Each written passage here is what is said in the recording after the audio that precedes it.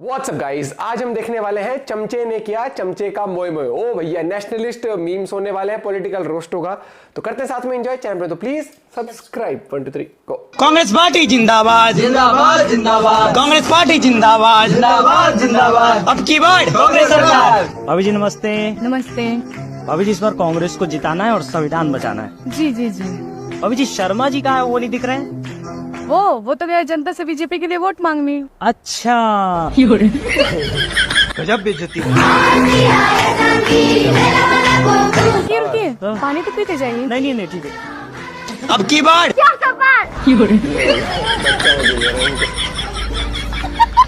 शाबाश। तो राम राम मेरे सभी सनातनी भाई बहनों को बहुत बहुत जय स्वागत श्री है राम। आप सभी का आज के इस चलचित्र में। तो हमेशा की तरह वीडियो को लाइक कर दीजिए, वीडियो में प्रभु का नाम लिखकर ये भी बताइए आप कहां से मेरा साथ दे रहे हैं। चलिए आज का चलचित्र आरंभ करते हैं।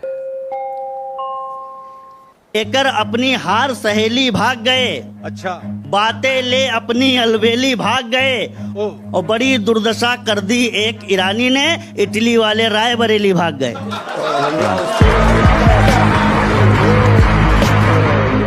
सर मोदी ने ऐसे तो बहुत कुछ किया है, गरीबों को उन्होंने पेंशन दी हुई है, बड़ा कुछ शौचालय बनाए हुए हैं, घर उन्होंने दिए, बड़ा कुछ किया मोदी ने। लेकिन ये चीज़ है कि मैं खुद हिंदू होकर ये चीज़ बोल रही हूँ कि अगर उन्होंने हिंदू के लिए राम मंदिर बनाया तो क्या मुसलमानों के लिए उन्होंने मस्जिद नहीं बना सकते थे? ऐसे बोलते हैं हिंदू मुस्लिम सिख। सरकार ने नहीं बनाया, सरकार ने नहीं बनाया है। सरकार ने नहीं बनाया, चंदे से बनाया, और दुनिया की सबसे बड़ी मस्जिद भी बन रही है। हाँ, ये थोड़ा नॉलेज रखो। तो ये इलेक्शन से पहले बननी चाहिए थी ना। अगर बोलते हैं कि हिंदू मुस्लिम, सरकार क्यों बनाएगी कि मंदिर क्यों बनाएगी, मस्जिद क्यों बनाएगी? सरकार, लोगों ने चंदा दिया वहाँ मस्जिद बनाने के लिए, कोई रेडी नहीं है तो उसमें वो जाने, उनका मुद्दा। आपने दे दिया ना चंदा राम मंदिर के लिए, तब मस्जिद बनाने के लिए आप भी देंगे चंदा, जिसको बनाना वो देगा चंदा। ले लो सर ऐसे कमेटी के पास चली गई है, कमेटी अब उसको क्या करेगी क्या नहीं करेगी वो उनकी जिम्मेदारी है। राम मंदिर किसी सरकार ने नहीं बनाया, राम मंदिर जनता के एक पैसे से बना हुआ, जनता ने अपना पैसा दिया, उससे राम मंदिर बना। मोदी जी का कोई एक काम भी नहीं आपको पता अच्छा लगता है जो 10 सालों में कोई भी काम सोचना पड़ेगा। रुको जरा, सबर करो। कोई भी काम। कांग्रेस के काम गिनाते गिनाते भाई साहब 2 काम भूल गए, एक इमरजेंसी, दूसरा नसबंदी।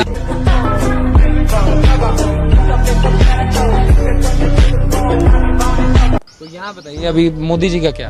मोदी जी अच्छे हैं, वो हमारे लिए भगवान है। हाँ, क्यों है वो हमारे लिए भगवान। ये इतने दूर से जो हमारे माँ बाप भेजें किसके लिए, कैसे सिक्योरिटी है कि हमें पता है कि मोदी जी के रहते हुए कुछ नहीं हो सकता। तो हम लोग यहाँ है, बेफिक्र है बिहार में हमारे माँ बाप की वहाँ ठीक होगी। क्यों, मतलब ऐसा पहले सुरक्षित नहीं थे? सुरक्षित राहुल गांधी मुझे कभी पसंद नहीं है और न कभी आएंगे। ठीक है, तो हमारे लिए जो है मोदी जी है। हमारे इधर जो मतलब कि हम तो खैर वो है भागलपुर जिले से हैं, तो वो हमारा शहर है, पर और जो गांव सब था वहाँ पे ना शौचालय का सुविधा था। हर घर में अभी मोदी जी शौचालय पहुँचाए हैं, घर बनवाए हैं। जिसका झोपड़ी वगैरह का घर था तो उसको घर दिए हैं, पक्के के घर बनवाए हैं। और हमें क्या चाहिए? और राशन दे रहे हैं जो है। अभी तो हमारे इधर तो बहुत लोगों का जो राशन दे रहे हैं मोदी जी, उससे वो खा करके जी रहे हैं। तो राहुल गांधी हमें क्या देंगे? राहुल गांधी तो और लेने के लिए बात कर, लेने की बात करें, 1 लाख देने। क्यों दे हम उसको? हम अपने मेहनत की कमाई से किए हैं, उसको क्यों दे? हम टैक्स तो भर रहे हैं, और क्या चाहिए? पहली गल के किसी ना मेल जोड़नी मेरा, बड़े कारण डूंगे आता ही टके चेहरा। इस बार लोकसभा चुनाव जीतने के बाद हमारे राहुल जी देश से गरीबी हटा देंगे, खटाखट खटाखट खटाखट। इसीलिए राहुल जी को वोट देना है। टपाटोप टपाटोप टपाटोप। तुकबंदी मिलाना बंद करो, पहले बाजार से सब्जी लो, फटाफट फटाफट। 2G घोटाला, कोयला घोटाला, बोफोर्स घोटाला। पिताजी ये तो कांग्रेस के घोटालों की लिस्ट है। ना तुम्हारे लिए ना है। रुको गलती हो गया। भैया 2014 के पहले कांग्रेस सरकार में इतना घोटाला, 200 किलो को जनता नकार दी है। चलो हम तो भुलाइए गए थे, तो गड़बड़े हो जाता है। पिताजी मोदी जी ने घोषित इमरजेंसी लगा रखा है। अच्छा, जिसको चाह रहे हैं उसको जेल में डाल दे रहे हैं। क्या बोला तूने? इमरजेंसी घोषित कौन किया था? इंदिरा गांधी ने किया था। चुनाव लड़ी थी, रायबरेली लड़ी थी। अरे यार, यही की सांसद रहते, यही के चुनाव पर इलाहाबाद हाईकोर्ट ने फैसला गलत दिया, उन्होंने इमरजेंसी लगाई।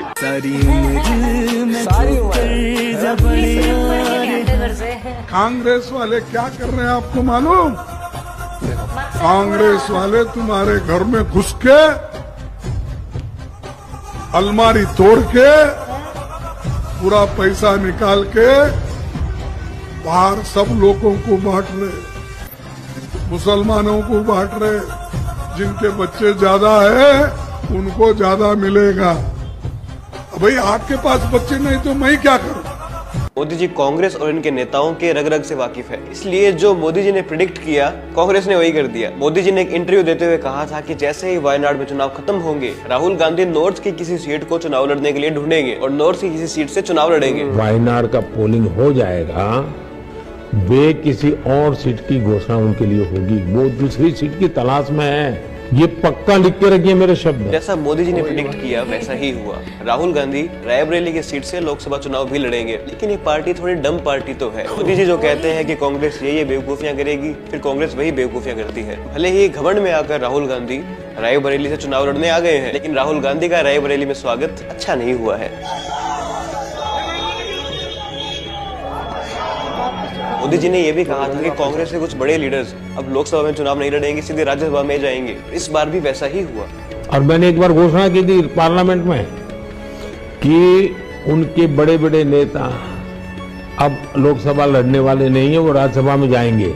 और मेरे कहने के 1 महीने के बाद उनके सबसे बड़े नेता को राज्यसभा से आना पड़ा। सोनिया गांधी इस बार लोकसभा चुनाव नहीं लड़ रही है, राज्यसभा में जा चुकी है। हमारे पीएम इतनी अच्छी प्रेडिक्शन कर रहे हैं तो एक प्रेडिक्शन मैं भी कर देता हूँ। राहुल गांधी की 10 से 15 बार रीलॉन्चिंग होने के बाद रायबरेली से हो रही रीलॉन्चिंग एक फ्लॉप साबित होगी। दूध जीने भाता नहीं, चाय रास आती नहीं, छाछ दही लस्सी और पिए कॉफी है। पेट जिनका खराब वेट भी होला जवाब, योग प्राणायाम करे और दवा साफी है। ओ बिना तोले मोले बोल, द्वेष का बढ़ाते घोल, बड़ बोले नेताओं का ब्रह्म अस्त्र माफी है।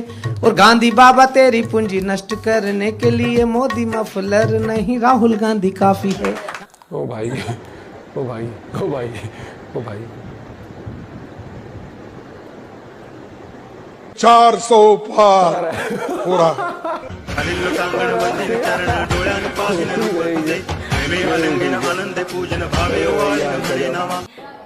अच्छी बात बोली, अच्छी बात बोली, आपको अच्छी लगी तो ऐसे थोड़ा मार दीजिए हाथ, आप थोड़ा सा मार दीजिए। वीडियो लाइक जरूर कर देना, शेयर भी कर देना और आपको बताना, आप अपने पॉइंट ऑफ व्यू बताना कि क्या आपको लगता है कि ये कहीं ना कहीं एक कॉन्फिडेंस वाली बात नहीं रहती ना कि आप जहां से आप जीतते आए वो वाली सीट तो आपने बिल्कुल ही छोड़ दी और अब इस तरीके। लेकिन ठीक है, चलो सब लोग यही सोचते हैं जीतना है कैसे भी करके। लेकिन शुरुआत जब इनकी इंडिया अलायंस से हुई थी ना, और जिसमें ऐसे ऐसे वो पार्टीज के लोग देखने को मिले कि जो आपस में एक दूसरे को पैर नोच के खाने की वाली बातें करते थे, ठीक है। या फिर एक छोटा सा एग्जाम्पल क्या असलियती बताता हूँ।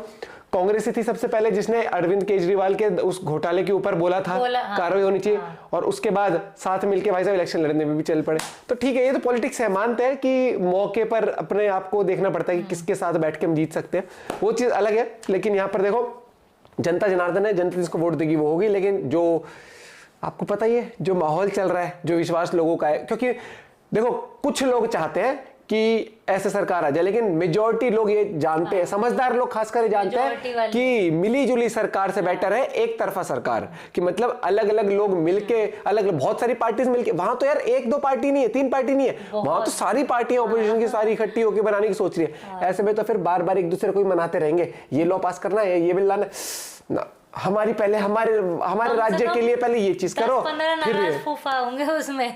वहां पर फिर पता क्या, देश हित में बिल पास होने से पहले होगा कि उनके फेवर में उनकी बातें माननी पड़ेंगी बार बार नहीं तो अड़ंगियां। मेरे हिसाब से यही है भाई, अपना पॉइंट ऑफ व्यू बताना। Bye, take care.